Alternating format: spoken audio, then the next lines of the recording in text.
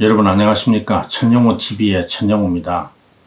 오늘 비핵화 협상 비화 5편에서는 2007년 2.13 합의로 가는 험난한 길에서 청와대와 외교부 간의 협상 주도권을 둘러싸고 벌인 암투와 에피소드 하나를 소개해 드리겠습니다. 비핵화 협상 비화는 13년이 지난 옛날 이야기입니다.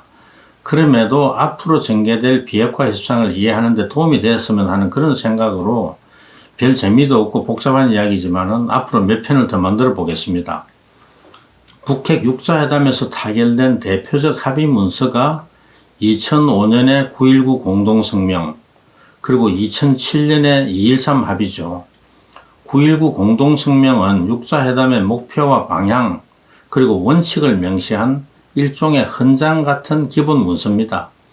제1조에서 6자회담의 목표를 한반도의 금전 가능한 평화적 비핵화 이렇게 못 받고, 이어서 북한은 모든 핵무기와 현존하는 핵 프로그램을 포기한다는 그런 엄숙한 공약이 나옵니다. 2년 전 미북 싱가포르 공동성명과 비교해 보면 싱가포르 공동성명에서는 9.19 공동성명에 명시된 것과 같은 그런 분명한 북한의 비핵화 공약이 실종되었습니다. 그 대신에 미국이 대북 적대 정책을 포기하기 위한 조치로서 대북 안전보장을 제공하고 새로운 미북 관계를 수립하고 한반도의 항구적 평화체제를 수립하는 게 먼저 나오고, 그 다음에 북한의 의무로서 한반도 비핵화를 위해서 노력하겠다, work toward, 이런 애매모호한 표현이 나옵니다. 비핵화의 순서가 미국이 취할 조치 다음으로 배치된 것도 북한의 선 적대정책 해소, 후 비핵화 주장을 반영한 것이지만은 미국이 약속한 것은 구체적인 결과물인 반면에 북한이 약속한 것은 비핵화라는 결과가 아니라 노력하겠다는 과정이라는 게 더 큰 문제입니다. 이게 무슨 소리냐 하면, 북한은 실제로 비핵화를 하지 않더라도 비핵화를 위해서 노력했다는 주장을 하면 책임을 피할 수 있도록 그렇게 문안이 구성되어 있습니다. 2005년 6자회담에서 9.19 공동성명을 채택할 당시에 우리 수석대표는 송민순 외교부 차관보였는데, 이 합의를 이끌어내는데 미국의 힐 차관보와 함께 주도적 역할을 했습니다. 송민순 차관보는 2006년 1월에 청와대 안보실장으로 올라갔다가 11월에 외교부 장관이 되었습니다. 저는 송민순 차관보가 안보실장으로 올라가면서 후임 6자회담 수석대표를 맡게 된 거죠. 그러면 2007년 2.13 합의는 또 뭐냐? 간단히 말하면 9.19 공동성명의 이행을 위한 1단계 액션 플랜입니다. 2.13 합의의 핵심 내용은 북한이 영변 핵시설을 폐쇄 불능화하고 완전한 핵신고서를 제출하는 조건으로 5개국은 중유 100만 톤 상당의 경제 에너지 지원을 제공하기로 한 겁니다. 이거는 제가 김계관 북한 수석대표와 협상을 해서 합의한 내용을 6자회담에 가져와서 승인을 받은 겁니다. 여담이지만은 북한은 1994년 제네바 미북 기본 합의에서 이미 영변단지를 미국이 한 번 팔아먹은 적이 있습니다. 그때는 미국이 북한에 100만 킬로와트 경수로 원전 2기를 제공하고, 경수로가 완공될 때까지 매년 중유 50만 톤씩 제공하는 그런 조건이었습니다. 영변 핵시설 해체까지 북한에 제공할 경수로 2기와 중유를 합치면 50억 불이 훨씬 넘는 그런 금액이었습니다. 그런데 2002년에 북한이 몰래 우라늄 농축 프로그램을 추진하고 있는 게 들통이 나면서 볼턴이 홧김에 영변단지를 북한에 되돌려 준 건데, 이걸 2.13 합의에서 중유 100만 톤에 다시 사온 겁니다. 물론 이건 1단계 딜에 불과하고, 이 3단계에서 북한의 핵물질과 핵탄두를 모두 반출하고 핵시설 해체까지 완료하려면 최소한 100억 불 이상은 더 들어갔겠죠. 북한으로부터 같은 말을 절대로 두 번 안 사겠다고 큰 소리 치던 미국의 대북 강경파들은 2.13 합의가 같은 말을 두 번 산 합의라고 비판을 합니다. 그런데 정확하게 말하면 볼턴이 실수로 잘못 돌려준 말을 도로 사오느라 중류 100만 톤을 허비하게 된 겁니다. 강경파들의 오판과 실수의 대가죠. 그 말을 도로 사오지 않으면 어떻게 됐을까요? 북한이 영변단지를 계속 가동해서 매년 핵무기 1개씩을 더 만들 수 있었습니다. 그런데 작년 하노이 미북 정상회담에 김정은이 가져 나온 것도 영변 핵시설인데 그게 북한이 영변단지를 세 번째 팔아먹으려는 시도였습니다. 그런데 2007년 2월에 두 번째로 가져 나왔을 때는 아직 풀풀 살아있는 말이었으니까 중류 100만 톤 값은 좋게 나가는 거였지만은 김정은이 작년에 하노이에 갖고 나왔을 때는 버려도 아깝지 않은 죽어가는 말을 몰고 나와서 살아있는 명막값을 받으려는 그런 희대의 사기극을 벌이려고 한 건데 트럼프가 다행히 여기에 말려들지 않은 겁니다. 2.13 합의가 나온 2007년 당시에는 아직 북한의 우라늄 농축 기술이 초기 단계에 있었고 북한이 보유한 핵물질이 핵무기 대여섯 개 정도 만들 수 있는 분량에 불과했기 때문에 북한의 전체 핵 자산에서 영변단지가 차지하는 비중이 80%는 좋게 되는 셈이었습니다. 그러나 2019년에는 북한이 이미 핵무기 수십 개 분량의 핵물질을 확보하고 있었고 영변단지를 버리더라도 핵무기를 계속 증강해 나가는데 지장이 없었습니다. 영변 밖에 숨겨둔 농축시설에서 필요한 핵물질을 얼마든지 생산할 수 있기 때문에 북한의 핵 자산에서 차지하는 영변단지의 가치는 아무리 높게 쳐도 20%를 넘을 수가 없었습니다.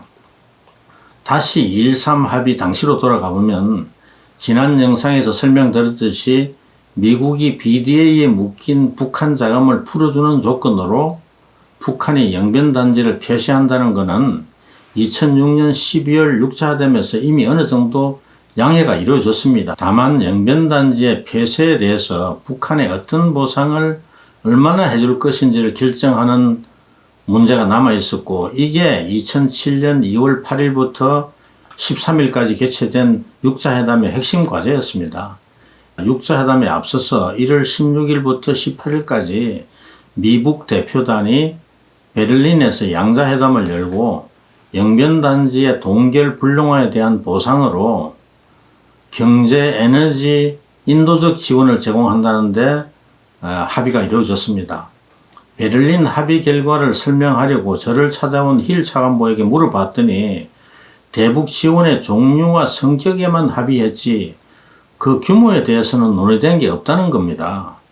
김계관이 베를린에서 평양으로 돌아가기 전에 제가 북경에서 만나서 물어봤더니 김계관도 경제 에너지 지원의 규모에 대해서는 미국으로부터 어떤 언질도 받은 게 없다는 겁니다. 협상 격언에 악마가 디테일에 있다는 말이 있는데 원칙에 합의했더라도 구체적 지원 품목과 규모에 합의 못하면 아무 소용이 없습니다. 그래서 저는 미북 간의 베를린 합의 내용을 양측으로부터 듣고 기대보다도 걱정이 앞섰습니다. 미국과 북한에 맡겨두면 6차 회담이 열려도 파탄을 면하기 어려울 것 같았고 이걸 막으려면 우리 대표단이 나서는 수밖에 없구나 하는 그런 생각이 들었습니다. 힐과 김계관을 만나고 나서 6차 회담에서 합의를 이끌어낼 묘책을 국내하고 있는데 정부 내에서 이런 대책을 결정하는 과정에 이상한 일이 벌어졌습니다. 청와대 안보실에서 수석 대표인 저도 모르게 협상 지침을 만들어서 대통령에게 보고하고 결재를 맡아서 내려보내려고 했는데 마침 노무현 대통령의 지시로 송민선 외교부 장관과 저도 보고하는 자리에 들어가게 된 겁니다. 이런 회의를 하면 당연히 협상 수석 대표인 제가 협상 대책을 보고를 하고 대통령의 지침을 받는 게 이게 순리인데 안보실장이 보고를 하는 겁니다.